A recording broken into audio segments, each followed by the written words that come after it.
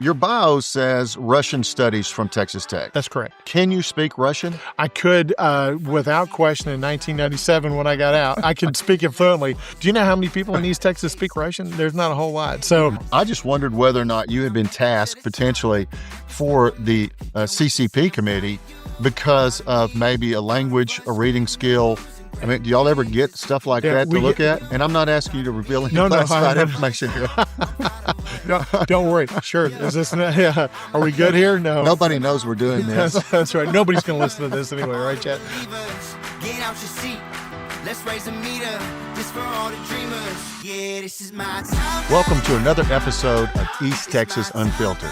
I'm J. Chad Parker. Today's guest is a congressman from the 1st District. That includes Tyler, Longview, Marshall, and Texarkana and the surrounding areas.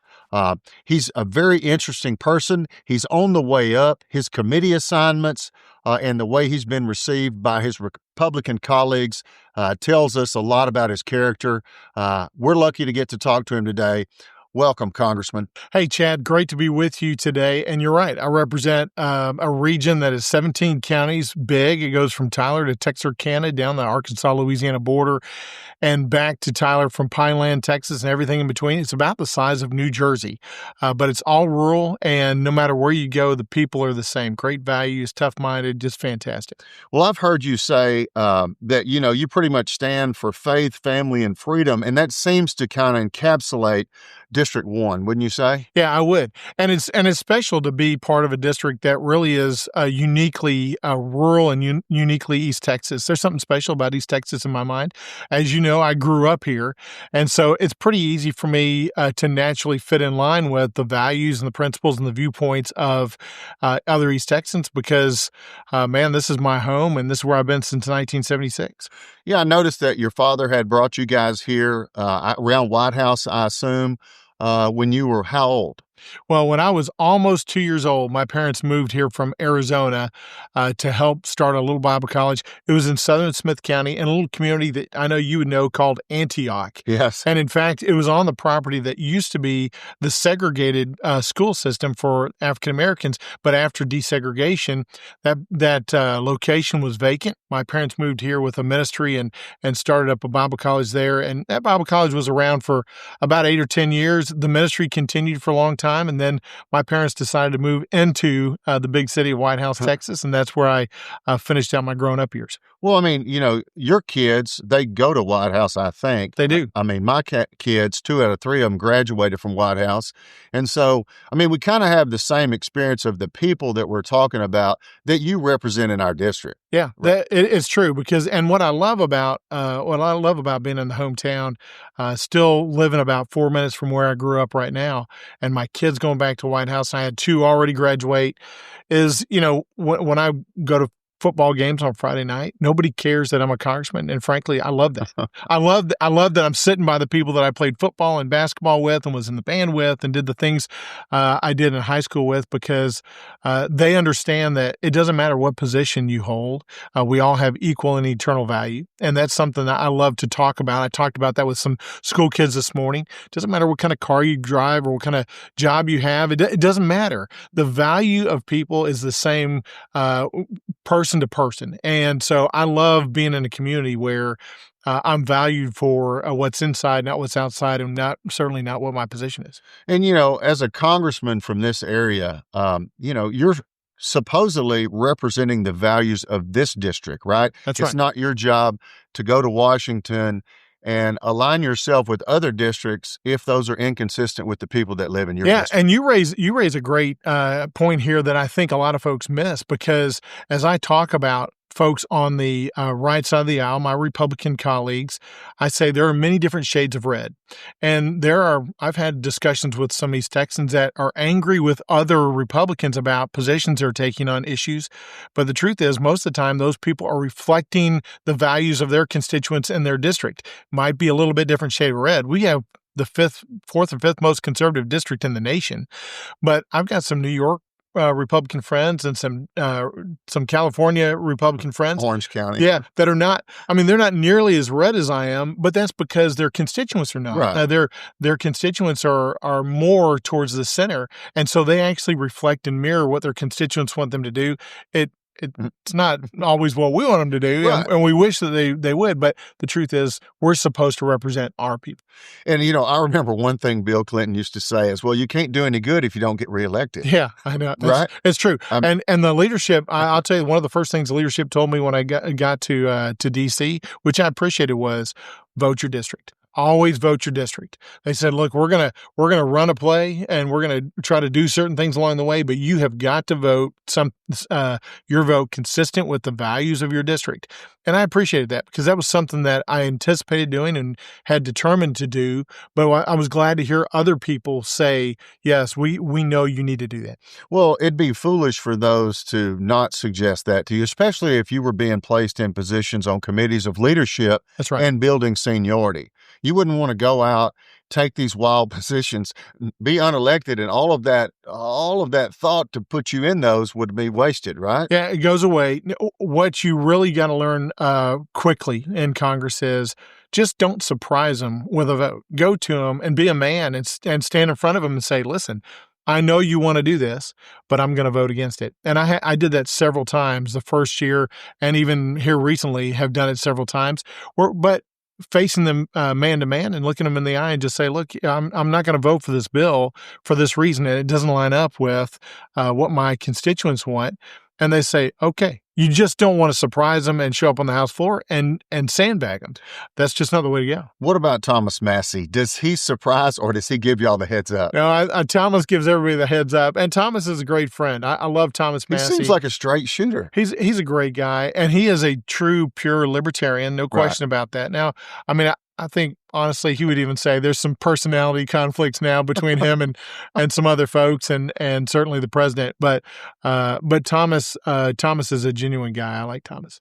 Yeah, I mean, but that's the thing. Politics has gotten to be such a contact sport that people just threaten you right out of the bat to run somebody in the primary against you, right? Yeah, they do. That's right. They do. And you're constantly, with a 2-year term, by the way, you're constantly running. But when people ask raising money. Yeah. When people ask me about that, though, I say, look, the best way that I can run is to do my job. And if I work day in and day out, morning till night, without ceasing, harder than anybody else, and do my job effectively for the 1st District of Texas, I don't have to worry about the campaign on the backside. It takes care of itself because people in East Texas work hard day to day. Right. You work hard in your job, and you expect your representative to work hard as well. Well, I mean, in a perfect world, your representative does work hard. In a perfect world, people that work hard get paid better than they do, but that's just not the reality, right? I mean, yeah, it's true. It's unfortunate. But the job that you do is probably a lot harder with the travel and the time than people can imagine or visualize themselves what you're doing 7 days a week. Would you say that is true? Yeah, it's a lot of travel. It's long hours. It's high pressure, but it's everything I had hoped for and wanted. And certainly, I wake up every day humbled and proud that I'm able to do that. But it's tough traveling back and forth to D.C. 3 out of every 4 weeks, being that far away from my little kiddos, my 3rd and 4th grader in particular, who are the 2 left at home still, and not getting to see them most of the month. It gets difficult. I mean, Yeah, I mean, it would be. Those little guys and gals need dad in their life, and you hate to miss stuff. And I hate to miss stuff. I really do. And I've missed some things that are tough. In fact, today I slipped by and had a little lunch with my kids because I'm headed to D.C. in the morning. Right. And so before I came here, I had lunch with them, surprised them.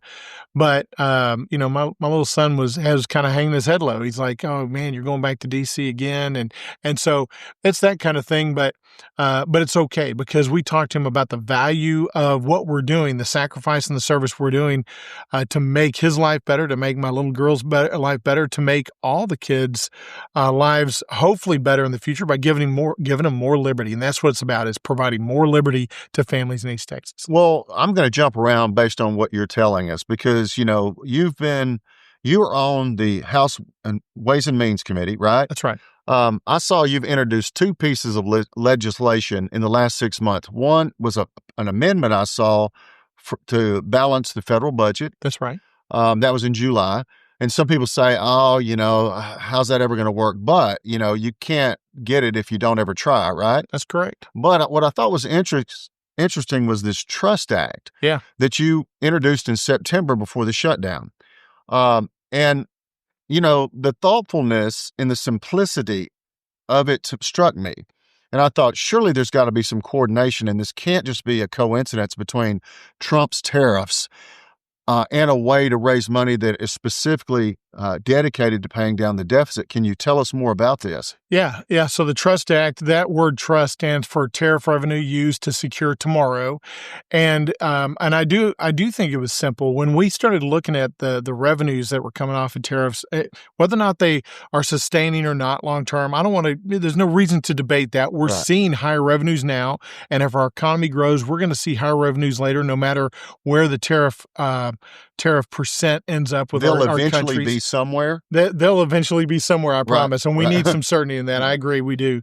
But the problem in D.C. is never really a revenue problem. The problem always is a spending problem. And it's with both Democrats and Republicans. So what we wanted to do was capture any additional revenue and say, don't spend it on anything new. You can't spend it if we have let's lock it away and pay down our debt. And so the Trust Act simply says, look, we're going to take fiscal year 25 as a baseline, and any revenue above that in future years where we have a debt, we're going to set aside that excess, and we're going to do only one thing with it, and that's pay down the debt. Do you find support with that, first of all, with your Republican colleagues, and secondarily, with anybody on the Democratic side?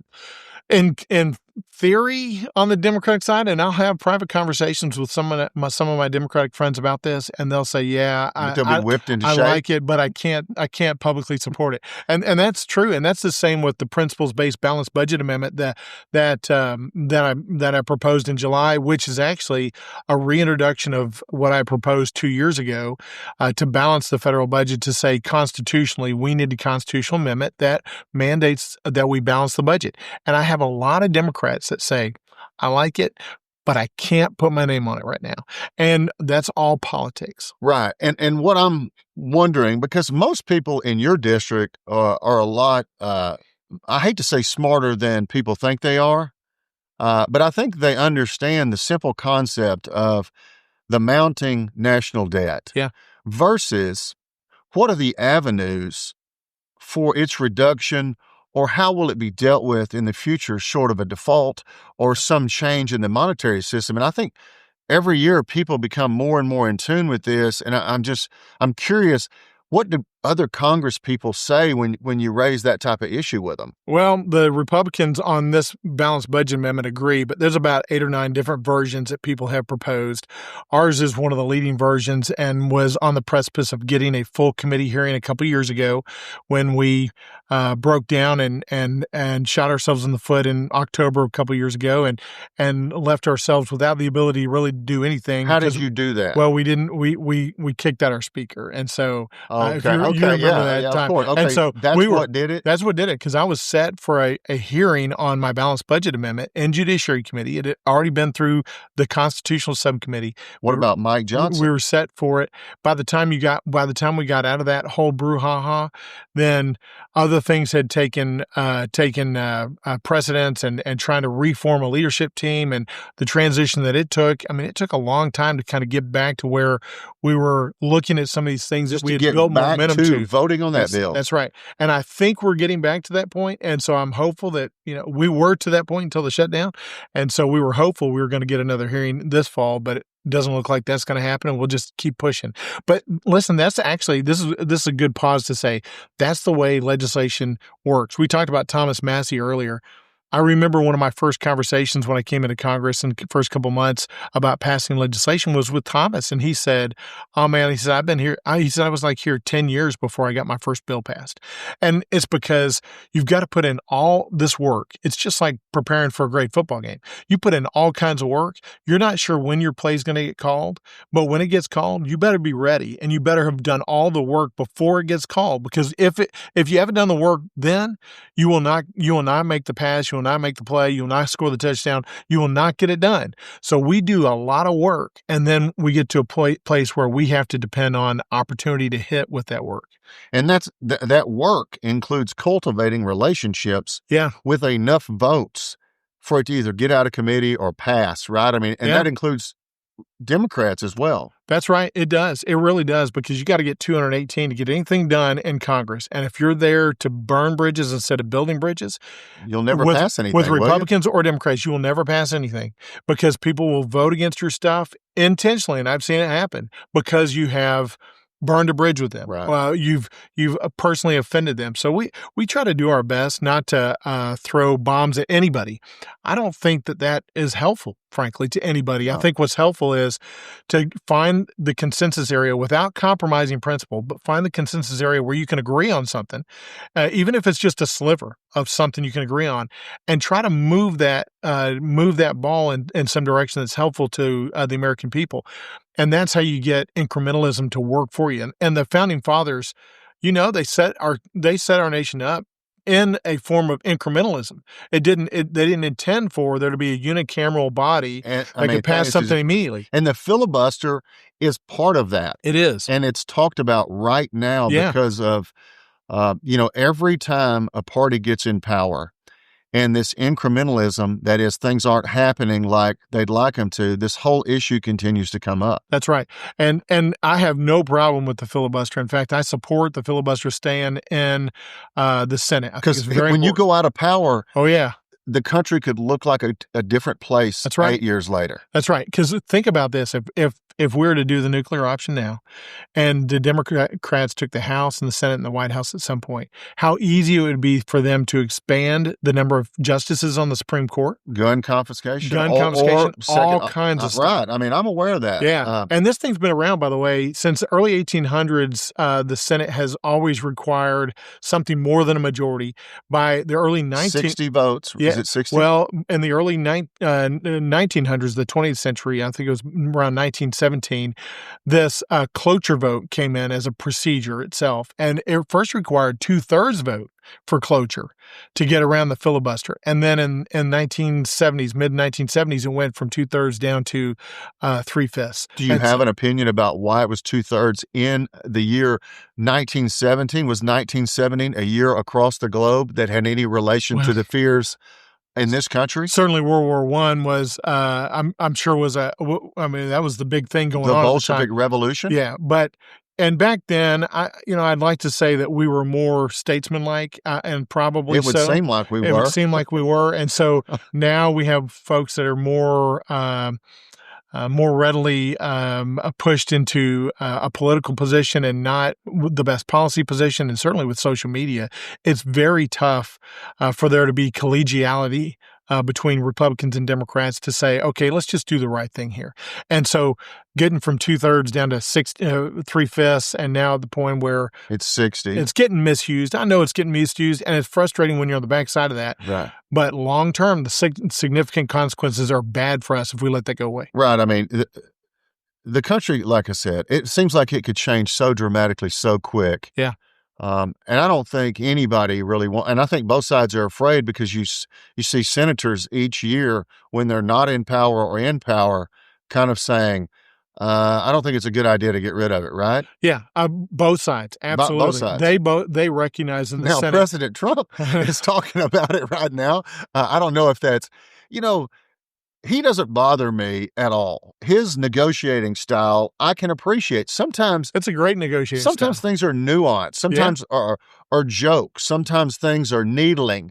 And if you take everybody so serious, you totally miss the point of everything. And I don't know if that's just a generational thing because he's older, or I think it's also because he's a really good businessman. I mean, I think that's part of it is you've negotiated lots of legal deals before. Yeah, I mean, I've been mean or ugly as almost a tactic and then backed off. And if I was judged on that, then somebody might think I'm a different person. But I mean, it But doesn't look at the results he's gotten for the American people. Oh, no question. And the tariff negotiations is a great example. Will it hold? Will the Supreme Court let it hold? I think on the IEPA decision, which is the one before the court now, I don't think they're going to let the president use IEPA in the way he intended to use it. But they sound skeptical we'll see. coming in, right? Yeah, we'll see. And IEPA is an emergency powers issue, and the basis of the emergency a little bit new and a little bit expanded. Hey, there's fentanyl coming across the border, right? I mean, again, it's like the filibuster. At some point in the future, somebody could call anything an emergency. That's right. And immediately engage in executive power that was delegated to the Congress and the country not be operating as the founders intended. You're exactly right, because think about the word we used earlier, certainty. We know certainty needs to be in the market for people to make business investments, particularly multinational businesses. And if IEPA is this expansive, then the next president, if it was a Democrat, could reverse every single thing that's happening overnight simply by executive order again. And so we've got to be really careful how much authority we give up or we allow to be given up under Article 1, because future presidents are going to have that same authority. We want more stability, more certainty, more surety long term. It reminds me so much of the progression of war in this country, where a declaration used to be required. Congress had to adopt it, right, in the old days. Yeah. And we've kind of moved to an area where there's a lot of covert action. There's a lot of special, operations. And, there's really nobody's ever declaring war anymore. Well, honestly, there's a little bit of a gap in the Constitution as far as understanding specifically where's this where's foreign that line? Policy or is this war? Because you got to give the commander in chief That's the authority to do those things that he needs to do to protect the nation, and you can't always ask him to go before Congress and get that approved, because especially in this environment, that's you'll never get anything approved. But so in the 70s, the Russians and Chinese know this. I know they do. Yeah, that's how come these autocratic and totalitarian regimes can move quicker than we can, for sure, on some things. But the 1970s War Powers Act, actually War Powers Resolution, set this standard out there that says, look, if it's a one-time thing, if it's a short-time movement of troops, okay, you don't have to go get authorization. Vietnam. Yeah, but that was in Vietnam. I know. Right after Vietnam. I know. 77. But if you're going to deploy troops for a certain amount of time, you got to give Congress notice, and then after a certain amount of time, they have to authorize it. So I agree. Like his use of the military for Iran, it would have been a horrible mistake for him to have come before Congress and ask us for permission. There's competing agendas within the Democratic Party and the Republican, maybe, that would make an easy vote not so easy. Yeah, you can't telegraph that you're going to, by the way, you can't telegraph to Iran you're fixing to do that. Yeah. So you need to be able to make actions like that without coming to Congress and getting authority. And it was not an act of war. It was a good strategic national security issue for eminent purposes. And I agreed wholly with him doing that. Well, and you bring up an important point. People kind of get fixated on domestic policy, domestic politics. National security is a real issue.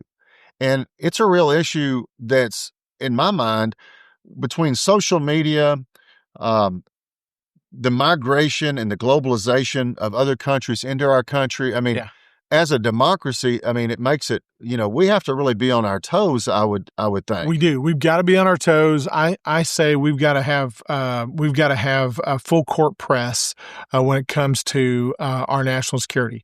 And you, having played basketball, understand this. You don't just stand under your basket and wait for the team to get you can't play right defense down there. only. You can't. You've got to start pressing them on the other side of that. We got to get out of the court. zone. That's right, Congressman. We're in the zone. That's get right. out the zone.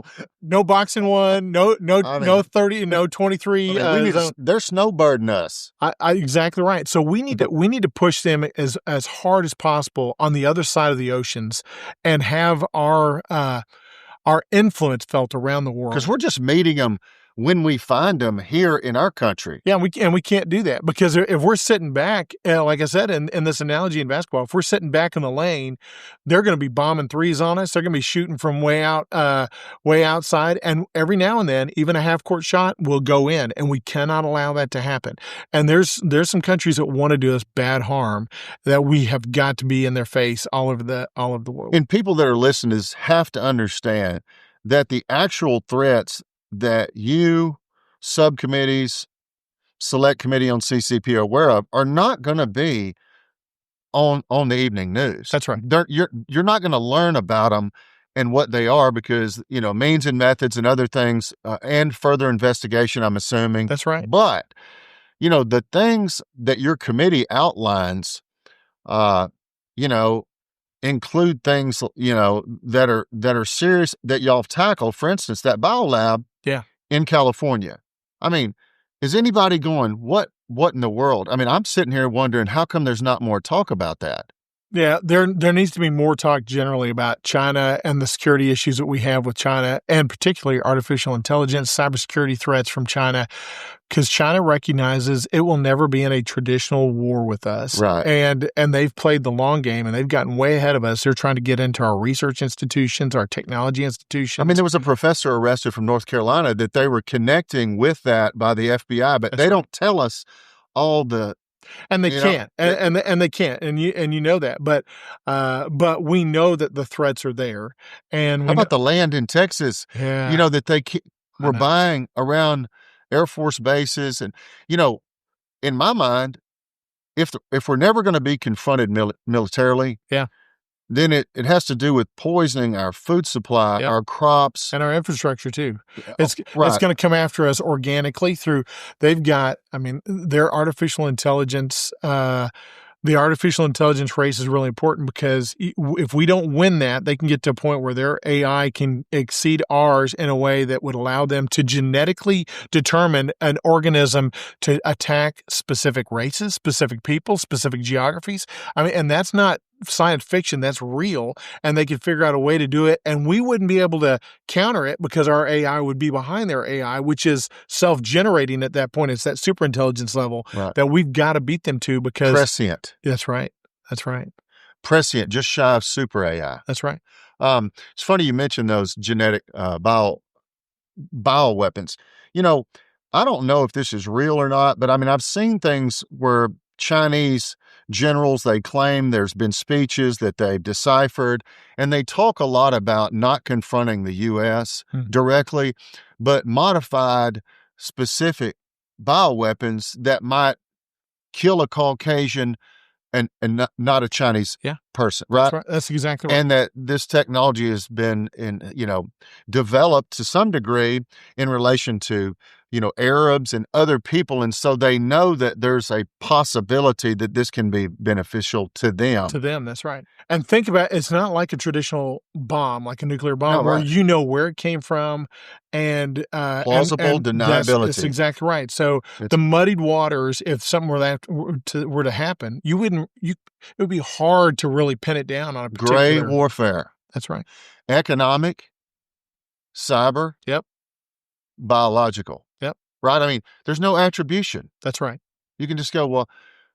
You just start pointing fingers. Right. That could have been the Russians. And there's always the North Koreans that they can blame, right? Like, hey, it was the North Koreans. Yeah. And then what do you do on the international front? What are you going to do? Send a nuclear weapon to North Korea? It becomes very difficult to respond when those are indirect attacks or collateral attacks that you can't really prove the source of, or you don't win the communication battle on the world stage about it. You may know, but just look at how much we know that we had battles internal about COVID, in particular the origins of COVID, and we fought about that internally, and it kept us from really responding the way we wanted to respond internationally about that. Right, because look, down here in East Texas, we may be dumb, but I guess they agreed the virus did come out of Wuhan, China. Now, eventually they did. Now, I don't know. Why were they working on that? And, whether we had some role in funding some of that down there, it's like, what in the world That's right. should the American people think about research for bioweapons, how would that ever benefit anybody other than, say, the military in some way in a weapon? That's right. I 100% agree, and I cannot believe that we allowed ourselves to be frozen as a nation Right. in the response to that to China, because we knew it came from China. And even the people that were saying it didn't come from China, they knew it came from China. And I'm not so sure, China wasn't giving us the head fake over there on TV like it was hitting them hard. Maybe it wasn't hitting them as hard as they said it was, but they were worried. Yeah, you don't know. You Because you can't trust you don't get the anything CCP. right. Yeah. And that leads us to our, you have a very distinguished position, which to me is super interesting. For you to be on the first, right? The first ever, or were you in the second term? The China Select Committee, this Yes. is the second term of it. But you were in the beginning term as an original member? No, I got on it this year because Okay. I was on Foreign Affairs last session, and as I moved on to Ways and Means, I had to give up Foreign Affairs, but I wanted to keep my foot in Foreign Affairs, and I did that through the China Select Committee. Now, Mike McCall, it seemed like he was instrumental somehow from the House Foreign Affairs Committee to this China CCP thing. Yeah. Is that right? Yeah, McCall's been great for me because when I came into Congress, I didn't have any State Department background, but it was a passion of mine. I love foreign policy. And he said to me, look, if that's where your passion is, you need to get on the Foreign Affairs Committee with me. And so he began to open doors for me in Congress, and I'm forever grateful. Your bio says Russian studies from Texas Tech. That's correct. Can you speak Russian? I could, without question, in 1997 when I got out, I could speak it fluently. But do you know how many people in East Texas speak Russian? There's not a whole lot. So Spasiba. Yeah, spasibo большое. Я говорю немного по-русски. I mean, so I speak just a little Russian still. And as people speak it, it comes back, but you've got to use it. It's just muscle memory. You got to use it or you lose it. And it's been too long. I just wondered whether or not you had been tasked potentially for the CCP committee because of maybe a language, a reading skill, because I'm sure you guys get briefing and they tell you, hey, this is Alexander Dugin and this is Putin's brain and this is what he's saying. I mean, do y'all ever get stuff like that to look at? We got lots of great briefings like that. Most of them are in a skiff, and so they're confidential briefings. They're condensed. And I'm not asking you to reveal any classified information here. Don't worry. Sure. Is this? Are we good here? No. Yeah. No, I won't. Nobody knows we're doing this. That's right. Nobody's going to listen to this anyway, right, Chad? Well, we hope they do. I know. Because I think it'll give them a better understanding, of you, but also the process that people so easily complain about, not knowing any more than they do about how difficult it is. Well, I love being in the middle of that information gathering piece of Congress because it allows me as a person that likes to study deeply and to prepare for issues to do that. And there's a lot of members of Congress, as you know, that don't want to. They don't care. They don't want to do the work. They don't show up to committee hearing. They don't want to do anything except for look for a camera. And that's not me. And so I think the people of East Texas hired me to actually go to committee work and be prepared and treat other people right, regardless of which side of the aisle they're on, and to get stuff done for the betterment of East Texans. I mean, that's the ultimate goal. Well, it's a shame that on either side you see people that don't seem substantive, right? And you would think, these 535 people, men and women, senators and for us to be, to tackle the challenges, we need some of the best people, not some of the people that are just. I know. I got you. But I want to pivot back to something because all the details that we see in the paper that people get all jazzed up about, and this is one that's right in your wheelhouse. It's the Chinese spy balloon. You remember? Yeah. Oh, yeah. Okay. Yeah. My question would be, okay, open-minded. Maybe we were tracking it. But as I have researched, and maybe I'm incorrect, it traveled across the ocean and directly over Alaska, of course, and then a portion of Canada. And then it looked to be near the missile silos in Montana, in that part of the country, and then over to the coast when it was shot down. Okay. I've read everything people have said about it, and I want to know what. I mean, shooting it down to analyze the hardware makes sense to me in the ocean instead of breaking up. Worrying about maybe some biological or weapon or explosion, dispersing over the country and us doing it by shooting it down. Are those things that people are thinking about, or does the politics of, well, Joe Biden, he just can't figure out what to do? I mean, what is it? Yeah, on that one, I can tell you we knew about it when it was still over the Pacific Ocean. Okay. And I figured that. Yeah, we did, and Joe Biden sat on it, and I really believe that he sat on it because I think he sat on it because he didn't want to. He didn't want to, first of all, create any conflict. I mean, he was not a guy that created much conflict at all because he didn't want to stand strong against totalitarian regimes in this world. I think that was part of it. Then the other part of it was, I think he really thought that thing could go over the United States and nobody would really notice. Because it had before. Yeah, it had before several times. It had happened to us, and he didn't want to ruffle any feathers, and he just wanted to keep it as low key as possible and hope that nobody noticed. Well, we noticed. But I mean, wouldn't the intelligence agencies, the NSA, the DNI, somebody, they're frustrated. Wouldn't they be tracking that and know that it's there? They're certainly tracking it, but they don't get to make that ultimate decision. Okay. The president gets to make that ultimate decision. So you're saying that there are laws or protocols that don't allow people to come out and just go to the CNN microphone and go, hey, it's 60,000 feet. There is a balloon that's from China that's flying over right now. You can't do that? There are it would put people in a very awkward position, and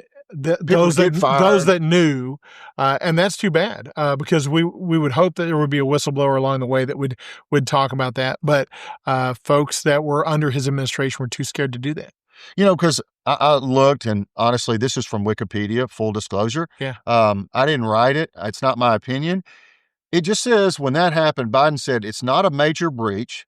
Look, the total amount of intelligence gathering that's going on by every country around the world is overwhelming. And it seemed like you said, he was more concerned about tensions with China. Yeah, that's right. I mean, yeah, we've got spy planes. Yes, other people are listening to us, I'm sure, in cyber world.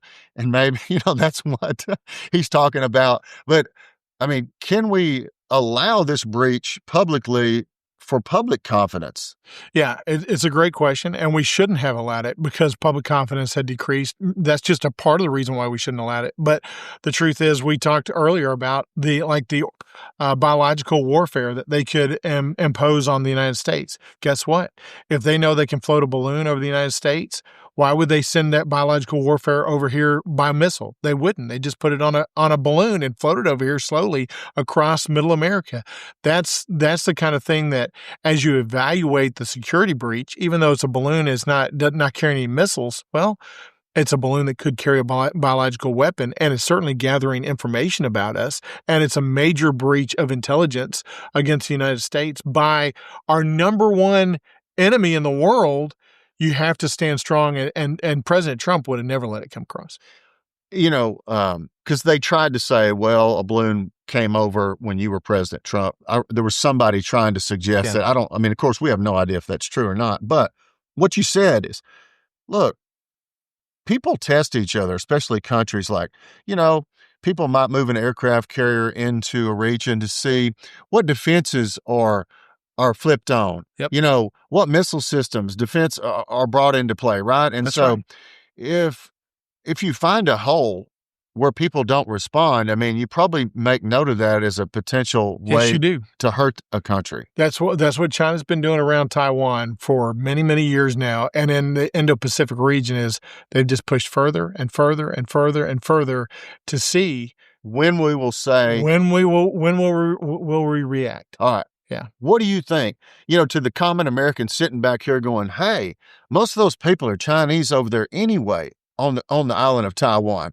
What's the defensible interest, or what's the principle involved for the future to intercede on Taiwan's behalf if that's what we have to do?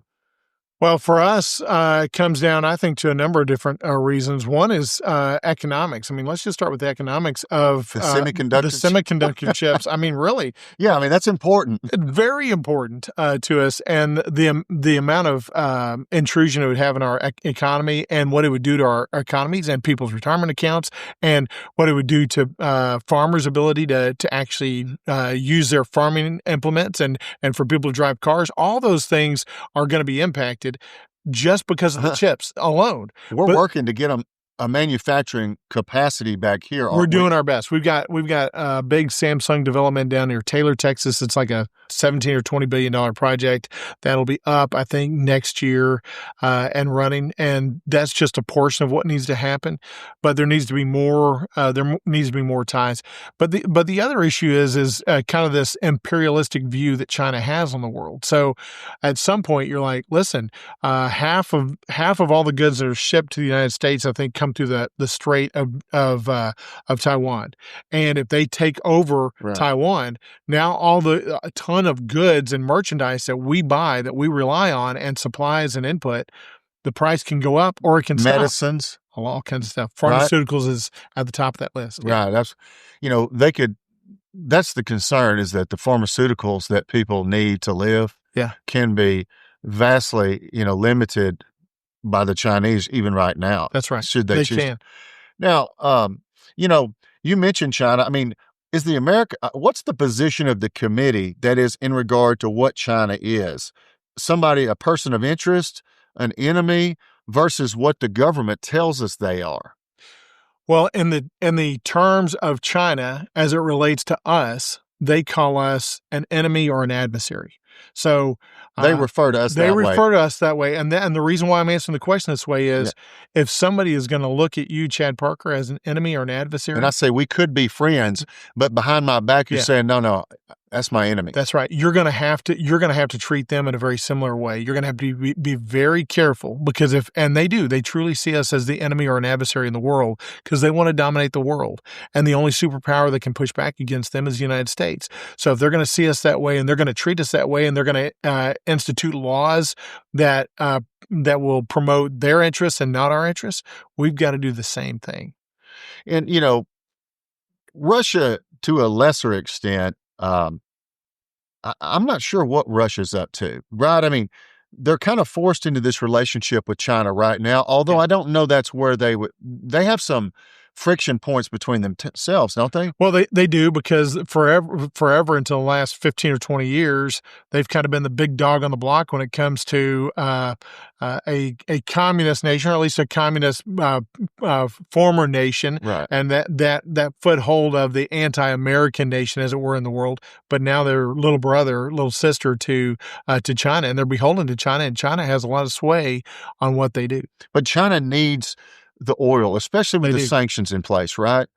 And so, this sneaking oil in tankers or working it through back channels, I don't know. I mean, China has a lot of need for oil and gas, don't they? They do, and that's why Russia really hasn't been hurt by a lot of our embargoes and our sanctions, is because they just turned around and started selling it to China, and China could consume all they could get from Russia, and they were fine with that. Now, long term, I think both countries are a little uncomfortable with that, but at least on the short term, it's been good for Russia to sell their oil to China. It's been good for China to say there's no closer friend, and that's what they said, than Russia, and that was a signal directly to the United States of where they would end up on the side of Russian. I mean, I took that signal that way just watching it on TV.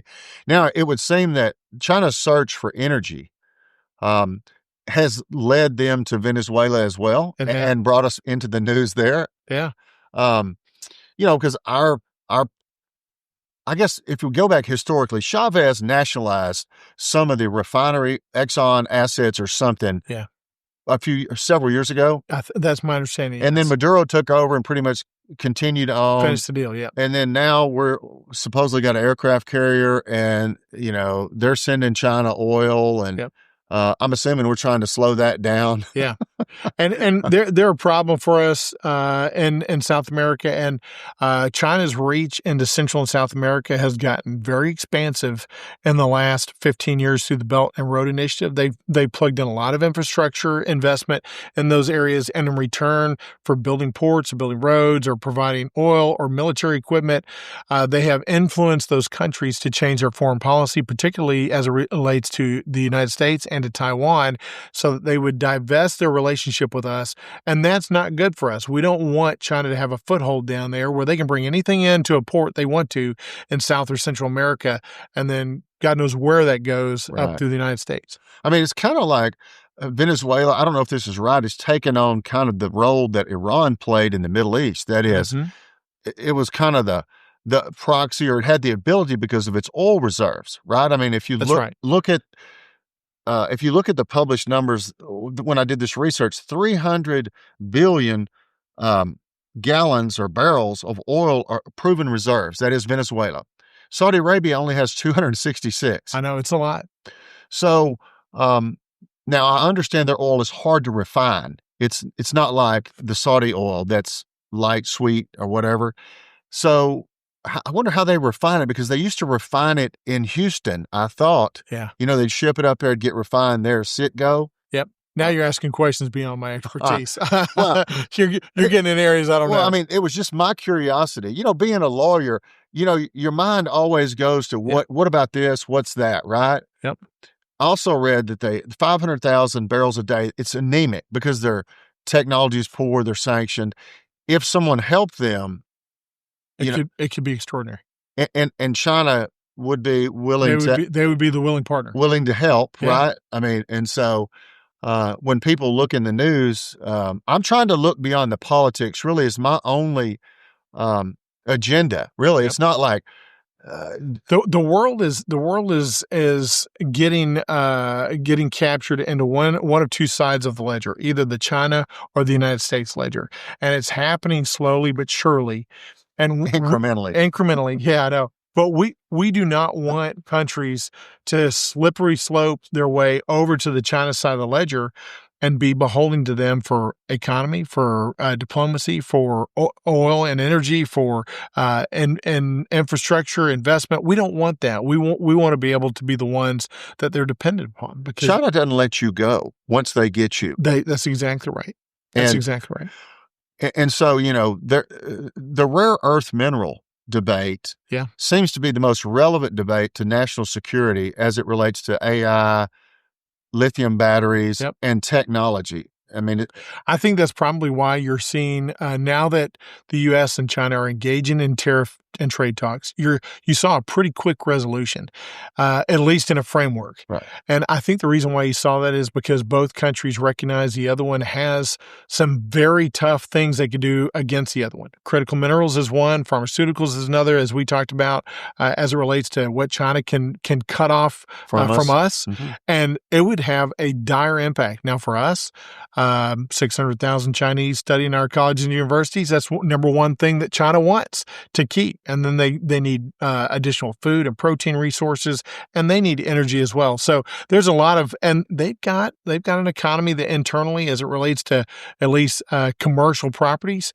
it's dicey. That bank, that real estate. I mean, I thought it went bankrupt. The Chinese, of course, the government can bail anything. They're going to prop them up, yeah.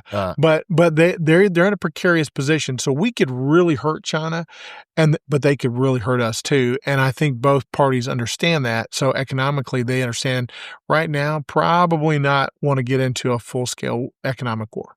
600,000 Chinese students. Okay, you try to approach that topic with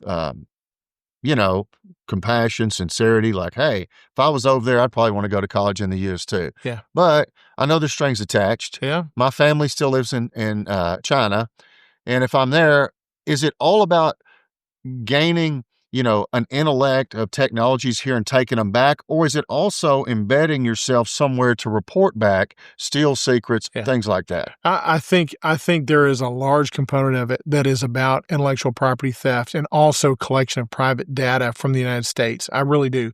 And so that's the thing that is most bothersome to me. If I was in the negotiating room, and I know there's a lot of different ways to negotiate and a lot of different factors in negotiation with China, that to me would be one of the most important things that we need to try to minimize, because they're using the money to buy influence and interaction with research institutions and then send their people over. And then they have access to all kinds of data at the research institutions and universities. And then they take that intellectual property theft back. They subsidize the production of whatever it is they're doing. They undercut an American business. They run us out of business. And now they have the market totally and solely across the world. And the manufacturing. And as a result of that, then that wheel spins us out of and theirs emerging gets markets. bigger and ours gets smaller. That's right. Now, you say data. Are you just talking about commercial, manufacturing, sensitive data? Are you talking about personal people living in the United States data? I'm talking about all of it. And they're collecting it in all sorts. An example would be, think about these self-moving vehicles that, don't need a driver now. And they're delivering all over the United States. Waymo, yeah. So most of these vehicles have on the vehicle a technology called LiDAR. And that's what allows them, that's the little sensors all over the vehicle to sense everything around them and to make judgments about what the vehicle should do.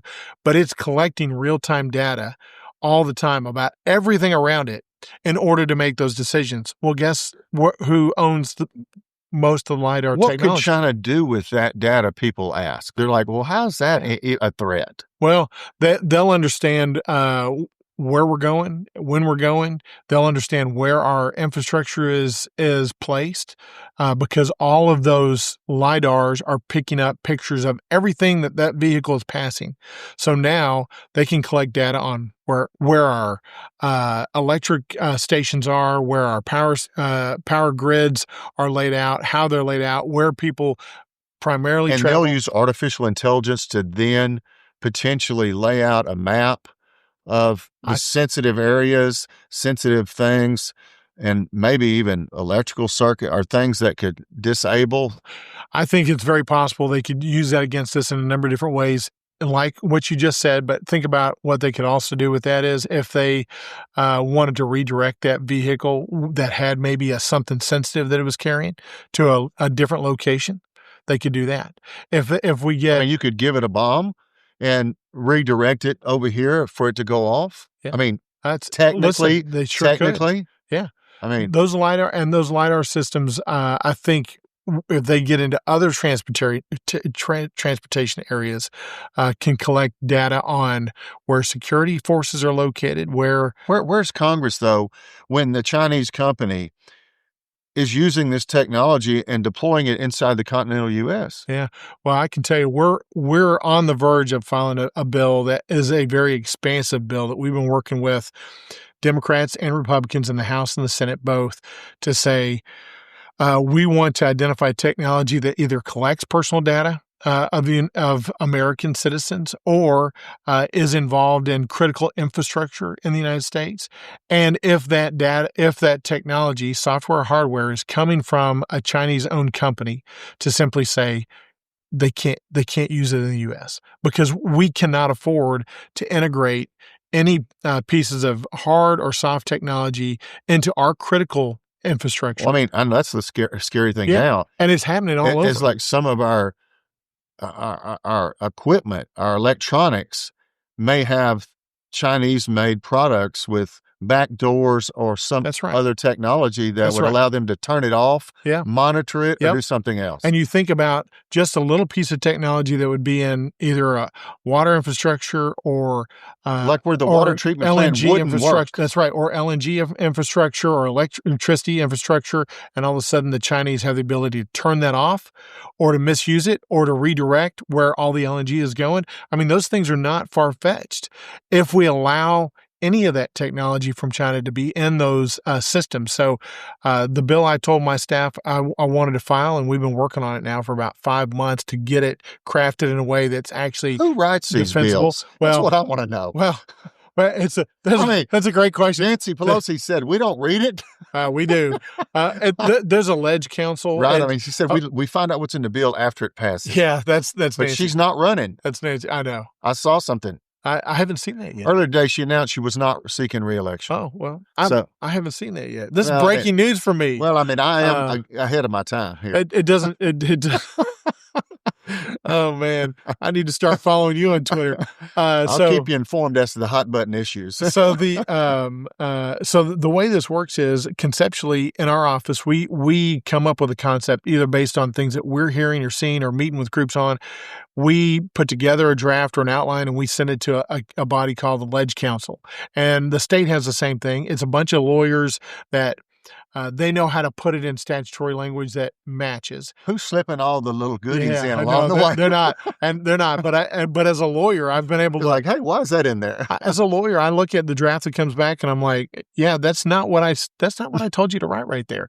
And then we send it. We're now on like our 10th iteration on this China bill. It's hard. The point is, it's hard to come up with legislation. It is, and then there's also this competition for influence. You talked about it earlier that people I want my name on the bill. People want influence, and so even if you come up with a good idea, if you're not on the committee of jurisdiction, it's hard to move your bill because the people on the committee of jurisdiction want to move their own bills.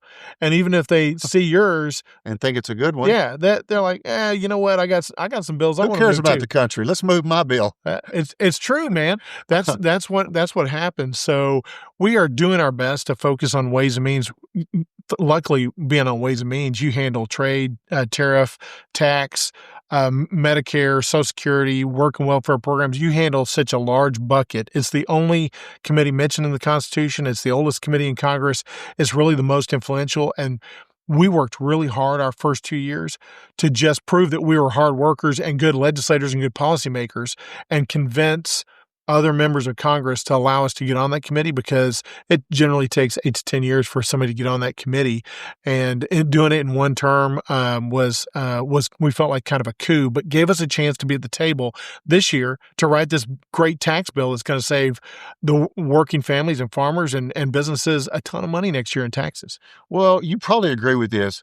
I mean, lower taxes everybody wants, right? But at the same time, your Trust Act, something like it has to be running parallel. Yeah, because the spending it has to deal with the spending side, yeah, right? That's right. I want to before we get to the shutdown, I want to ask you one more question about the public data, the personal data, my data versus the technology. What could the Chinese possibly do with all of my personal data? Well, here's one thing I think they could do. So, Chad, I know you're not easily influenced, but You're talking about blackmail? I'm in trouble. No, I'm not talking about blackmail. Okay, all right. Good. Maybe I should talk Okay, about good. We're blackmail, fine, but yeah. no, I'm talking about they understand really what drives your emotions and What I like. and what you like and your spending and how you like to be communicated with and what avenues. So when we went through this, They would assassinate me over at Stanley's Barbecue. They would figure out a pattern that I was following every week. they're gonna put this biologic in the mother clucker, right? Is that what they're right? gonna do? Whatever, with the frozen margarita, whatever I like. But I mean, why? Yeah. So Is now let me get to a congressman or somebody like that. It's to persuade you to think a different way or to act a different way. Hey, the Chinese are getting wrong. They're not bad people. No, I mean, like that. I'm going to tell you real life stories that when we went through this TikTok stuff I wondered why that was such a big deal. A bunch of kids doing dance videos. But listen, all that information they're collecting, our point was actually proved in the process because all of a sudden TikTok started sending messages to all these TikTok users all over the United States to say, call your member of Congress. They're about to cut your ability to make a living and they are going to prevent you from having this and doing this. But that's self-preservation by the company, isn't it? But it was all by the CCP. But think about what they could do. Because they own the company. Think about that's right. And that company was mandated to give all that information to the CCP. That's the way it works in China is businesses have to give over their information to the CCP. And think about what they could do in a time where the United States is trying to do something strategically around the world or is in a conflict with China, a real conflict. And the way that they could persuade you. It's an inside look into the country. That's what they know. They know how and when and to persuade you to actually act and think against the national interest of the United States. Taiwan's not worth this fight or something like That's that right. at a certain time. Very subtle, Right. but misinformation and disinformation is something that is real, particularly in Europe, but here in the United States, we're a little less prone to it because we have much more free press and we get access to a lot. The Europeans seem like they really, I mean, they take a lot over there. I know. And so, but the amount of money and the resources that China and Russia dumps into misinformation about what's happening in European countries actually impacts their elections. And we don't want that to happen here. We don't want to give them a leg up to do that.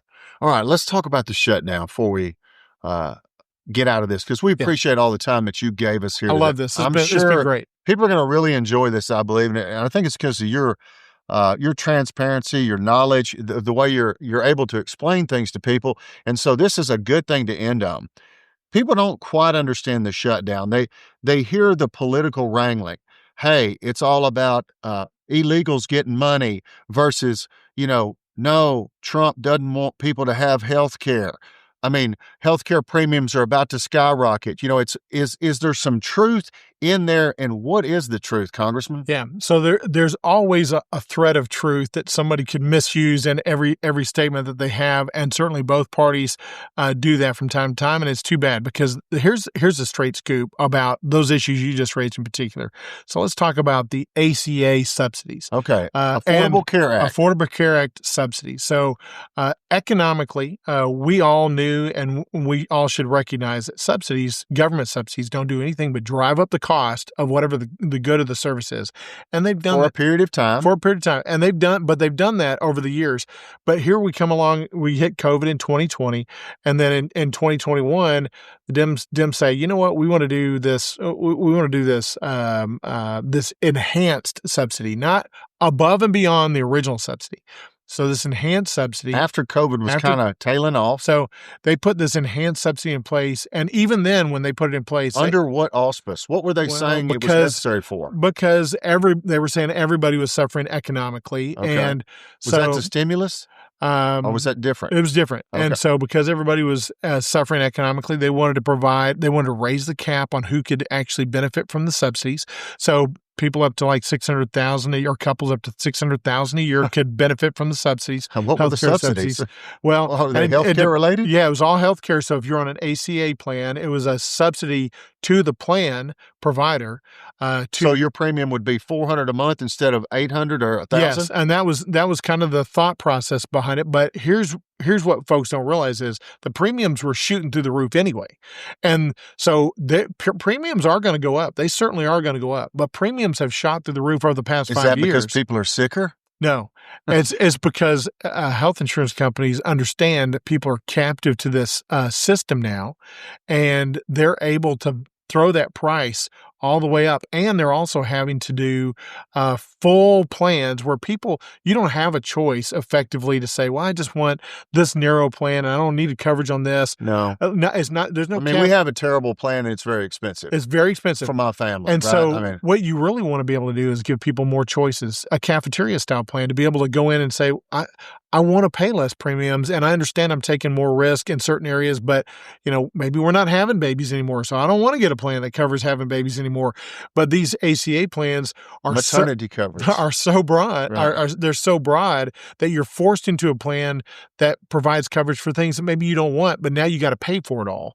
And so the subsidies, the enhanced subsidies, came online about 4 or 5 years ago, and they didn't really deter how much people were paying. Was there an expiration date on those subsidies? Yeah, the Democrats set the expiration date as December 2025. Okay. Because they were intended to be temporary COVID-era subsidies, enhanced subsidies. And that's how they sold it to get it passed. And they couldn't even, by the way, they had full control of the House and the Senate at the time. That's what I was about to say. They set the expiration date. They set it, and they could not even get their own members to support making it permanent because the cost is like $420 billion over 10 years. It is huge cost. So how come we don't hear on the news, hey, this was their plan with their expiration date, with their ability to make those permanent at the time? I mean, and how is not... Well, you're hearing it, but it is easier. It sounds more like we're hurting little people and the weak. Yeah, it's easier for the Democrats to say in one sentence,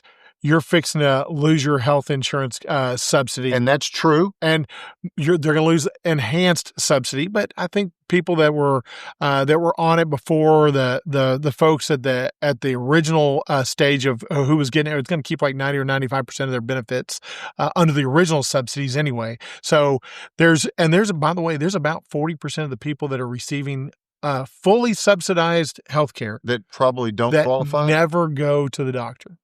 So the plan obviously doesn't fit the reality of Americans the way they live, because it doesn't let the market work. Right, that's what I'm saying. And that's the problem is you got to let the market work. You got to let people have more choice to decide if they want to pay more for a broader plan or they want to pay less for a skinnier plan or what's most important to them. Catastrophic plan. Yeah. Some people just want to, hey, if I've got cancer. That's right. We expanded a lot of provisions in the One Big Beautiful Bill that would allow employers to provide additional coverage and for folks to access health savings accounts. And those are better ways. We need to have more transparency and accountability with PBMs. There's some bills that we already had lined up to go forward. We need to do all that stuff. That'll bring down the price of these plans overall. The loss of the subsidy, which, by the way, the subsidy didn't increase near as much as the premiums did. So the gap that people are paying, regardless of whether or not this enhanced subsidy goes away or not, the premiums are shooting through the roof. And it's because the insurance companies have people capped. All right, let's start here for us, lay people out here. Do the Democrats generally agree with the numbers that you just cited? That is, that the premiums, and the subsidies, they're working kind of at that general trajectory? Yeah, I think. I mean, would they, if an honest broker, would they say, yeah, that's probably right? They would. And how would they respond to, well, you guys knew they were going to expire and they would have to be repassed in a new bill, and that hasn't happened. It's not going to happen. So why are you shutting down the government? Is that a fair question to ask them? It is, but it's all political, and we know it's all political. The reality is the reason why the Democrats look like they're more persuasive on their argument is because generally fear or anger or frustration evokes a higher response from folks. SNAP benefits are adding to that. People are concerned, right? So if the Democrats can stir up fear or frustration or anger over one sentence explanation about a very complicated issue, well, that's easier to communicate than, hey, listen, let me tell you the full story. There was a subsidy, it expired, right. I mean, okay, I guess the question is, are we getting into a time frame in this country where emotion and need outweigh reality, facts? Yeah, they are. And this is where we're going to have to go with spending, because we talked a little bit about spending, but let me say this about spending. Everybody says to me, when are you guys going to stop spending so much money in Washington, D.C.? And the moment spending cuts are proposed, then everybody says, whoa. Not my money, not my district. Don't cut my spending. Right. Cut somebody else's spending. That's what's so good about the tariffs, is that it's not anybody's spending. Yeah. Right? It's new revenue that can reduce that overall deficit. But we all have to be willing for the government to cut spending across the board. Right. Otherwise, everybody has to take a haircut. That's right. That's right. But people are are somewhat selfish, it seems, and also there doesn't seem to be a national interest or national unity to come together because we haven't reached a crisis. Well, we generally do not respond legislatively until constituents are very vocal about issues, and generally constituents are not vocal about issues until it hits their pocketbook. And it's the same about Social Security. We've got about 7 years to kitchen table issues is what Joe Biden called them. Yeah. Right. I mean, that's what he always said. Food and kitchen gas table, and housing. Yeah. And so people that are looking at it 2033, they ought to be concerned about the fact that Social Security in 2033 is going to be upside down, and we're going to have almost a 20 to 25% immediate cut on benefits to those on Social Security at the time, unless we do something now. All right. And you say that from a person who is on the Social Security Committee, on the Ways and Means Committee, and I'm assuming those two committees would provide you the information that tells you when the solvency changes. Yeah. So people that are listening to this say, hey, if something doesn't change, whatever your check is today, in 2033, it's going to be 25% less. Yeah, and we simply Nothing we can do about it. Well, unless you change. Unless we do make some hard decisions now. But guess what? In our presidential election last year, we had two candidates and two primary candidates. I mean, two of the big dogs, our Democrat and Republican candidate, and both of them said, "I promise we will not touch Social Security." Well, we're going to have to do something, and we definitely do not need to affect the benefits of those people that are on Social Security now. Right. I mean, they pay for it. That's right. They count on it. That's right, or eminently on it. We don't want to do that. But, and I'm kind of saying I'm not sure I'm getting mine, but But we still have time. If you're looking at people, under 50 or under 45 or under 40, let's pick an age and let's say we've got to start changing the shape of this, because what we have right now is a lot more retirees. People died at 66 back in the old days. That's right. In fact, the social people are living to 82, 88. Yes, this is it. When the mathematical and formula, nobody's working. When the mathematical formula started, people were traditionally dying before they accrued their benefits. But now they're living much longer than 65, and so they're taking a whole lot longer benefits, both for Medicare and for Social Security, and we got less workers coming in, and as a result, less money coming in, a lot more money going out for a lot longer period of time, and there's insolvency right there. So we do not want to do anything that impacts the people that are on it presently, but it would be irresponsible for us to wait to 2033, because that's what will happen. And the closer we get to 2033, the harder the solution is to unwind it. But I mean, it seems to me that people have written in the past that Social Security really is not an amount of money somewhere in a lockbox, as Al Gore would have said. But it's really more an accounting method that, accounts for this much over here. And it's the accounting method that's going to be upside down in 2033. Is that right? Well, no, there's two trust funds that are there, and they will be upside down. Now, they're depending on how you account for increases of Social Security and which inflationary index you use. Yeah, then you government people doing my taxes. I know. Right. I mean, they play with numbers like, hey, jobs report. Yeah. 1 month later. That's true. Yeah. 1 month later, it's like we got no jobs, but it was said we got a bunch. I mean, yeah, and both sides do it. Right. I mean and my questions none of my general questions are aimed at anyone in particular. Yeah. It's an observation. It's systemic. Most people are like me. They probably see the same thing every 4 years. It's a different color or flavor, but it seems to be the same thing as happening. That's the issue with spending is both parties like to spend. They just spend it on different things. So we got to take hard looks at our defense spending and say, are we being really efficient with the spending we're doing there? Because I mean, is that the holy grail? Defense spending? It's hard to raise as a congressperson. I know, but you know what? We're going to have to make some tough decisions in a lot of different areas. We're at $1 trillion now. I know. China's like 300. I know it's not quite 1 trillion, and which is ironic because we're paying more in interest in our debt every year than we are the $800 or $900 billion. That's a serious conversation, Congressman, that nobody wants to have. Is that the rise in interest rates at this point in time have to be detrimental to our own national security because of the interest payments alone. Yeah. Is it? Yeah, it is. More than 1 trillion in interest that we're going to have to pay this next year.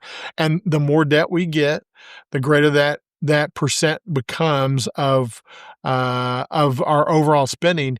And like the fight we're having right now for appropriations, it's 12 appropriations bills, but it's effectively it's like 22%. 23% of overall spending in the year. You know why? Because 78% of that is all taken up by entitlement and military. Interest and mandatory spending. No, military is part of that 22%. Okay. And so by the time you carve out military and veterans, you're down to about 10 or less percent now of the overall spending in the United States that relate to the functions of government, beyond veterans and the military and our mandatory spending programs. So we have to actually attack the military, the mandatory spending programs in order to get the spending down where it needs. And that's where the emotion is going to come. It is, because the fear is going to come out. People are going to be worried. Again, I want to make sure people understand those that are on the benefits that need it, particularly for Social Security. That's the best way to go at it, though, is to leave the people that are on it with them. Yeah, that's right. And the people that haven't gotten them yet to say, hey, we're going to make a few changes here. That's right. And it seems like the shutdown, is part of us beginning to address, I hate to use the word sickness, but the indebtedness of this country and how it's coming to it's coming to roost here. Yeah. In the next several years. That's right. That's why the Republicans, I think, cannot are standing or digging cannot in. cave on this enhanced ACA stuff, because it's $500 billion almost, and it was intended to be temporary. It's a lot of money, man. We're underwater every year by people go, hey, there was $300 billion in Ukraine. What about that? You know what I mean, right? I mean, but it's a whole lot. It's a whole lot of money that, as I said, 40% of the people that get 100% of the subsidy, if they're fully subsidized, they didn't even go see the doctor one time. So then you ask the question, well, what can we do to incentivize people to actually go see the doctor? Because if they'll go see the doctor and follow their doctor's advice, preventive medicine, that'll bring down the cost of Medicaid and Medicare if they'll just do that. But we can't get folks to actually go see their doctor. And so that's an issue we need to address. Instead of just throwing more money at it, we need to address the real problems, real root causes. On the shutdown, what's your prediction? How and when do you think this will end, and why? Yeah. Oh, great question. And I think that it'll probably end before November 15th. The reason why is that is the next military paycheck.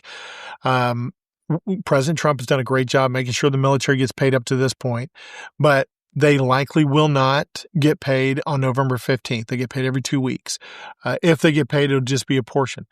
By then, we're going to probably see some real impairment on WIC and SNAP, even though I know there's some things going on with SNAP right now. Right. That's probably going to prolong the SNAP benefits. But by November 15th, probably we're pretty close to out if we're not out. November 8th, I think, was the last date I heard about WIC being out of money.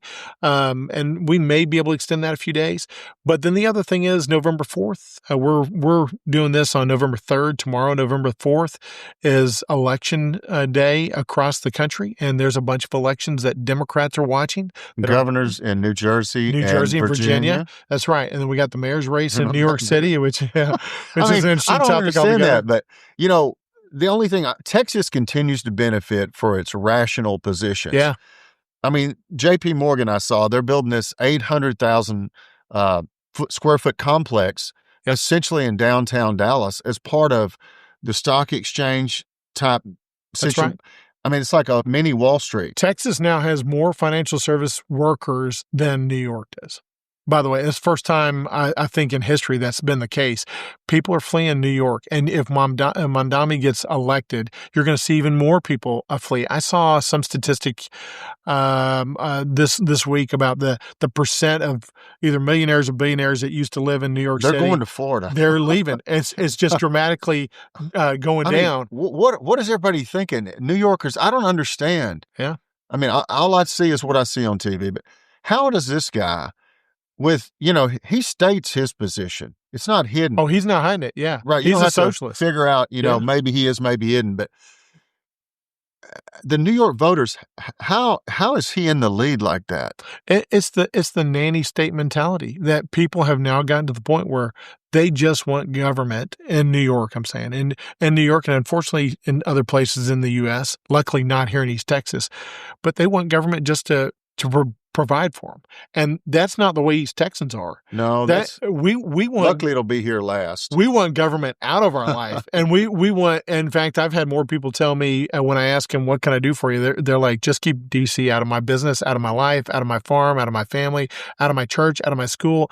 And I agree with them. The least amount of intrusion by Washington D.C. into the lives of East Texans, the better. Yeah, I agree with that. And thankfully, we live where we live.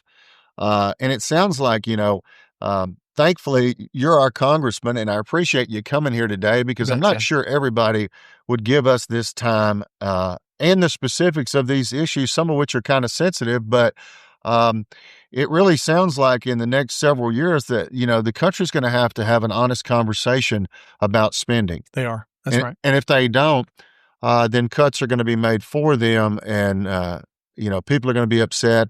And if you think you've seen, division now, yeah, I'm afraid, the division in the future could only be worse. It's coming. And my ending view that I want to make sure is clear on spending is, look, it's your money. It's the taxpayers' money. Government doesn't need to control it. We need to give more of it back to you. so that businesses and families and farmers can make their own decisions. They can decide to give to their church or nonprofits or to their neighbors or to whoever, or to build a retirement or provide education or whatever they want to do with it. They need to decide what to do and with leave it to their kids. And leave it to their kids. That's exactly right. Because they keep, this estate tax issue is one of the things we solved a lot of in the One Big Beautiful Bill, but we don't want it coming back. And we want people to pass generational wealth on to their family because they worked hard for it. The government does not deserve to control folks' money near to the extent that they do now. We need to do certain core responsibilities, do it efficiently, but otherwise give as much of their money back to them. I mean, when I get a guy like you, I look at the mayor of Chicago and I think, how are these places still operating? I mean, their bond ratings have to be. They're sunk. Yeah. They're in the mud. How do they continue to run and operate? Because, Texas is a balanced budget state. Yeah. Right? How do those cities with those type of deficits continue? How do they keep running? Because the mindset is not focused on the deficit. The mindset is focused on what can you give to me. That is solely what their constituents, the majority of their constituents. How do they keep borrowing money? I don't know. That's a good question, man. I'm glad I'm not in Chicago. Well, that's a good one to end on. And again, Nathaniel, my congressman, thank you for being here. My pleasure. Thanks, Dan. You're welcome.